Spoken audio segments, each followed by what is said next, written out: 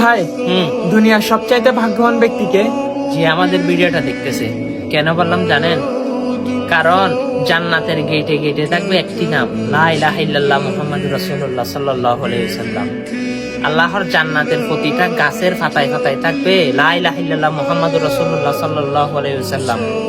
হযরত ইদ্রিস নবী যখন জান্নাতের মধ্যে প্রবেশ করবে, তখন জান্নাতের গেটের সামনে গিয়ে টুকা দিল। টুকা দিয়ে দেখতেছে ভিতর থেকে ফেরেশতা বলতেছে, উপরে তাকাও, উপরে লেখা লা ইলাহা ইল্লাল্লাহ মুহাম্মাদুর রাসূলুল্লাহ সাল্লাল্লাহু আলাইহি ওয়াসাল্লাম। আমার নবীর উম্মত যতক্ষণ সেখানে প্রবেশ করবে না, ততক্ষণ জান্নাতের গেট কারোর জন্য খোলা হবে না। সেই নবীর উম্মত হয়েছেন, ভাগ্যবান হয়েছেন। সেই কালেমার দাওয়াত আপনি শুনেছেন, সকল মুসলমানের কাছে সেই কালেমার দাওয়াত পৌঁছে দেন, কারণ সেই কালেমাই আপনাকে পারে কঠিন হাসরের যিনি জান্নাতে নিয়ে যাইতে।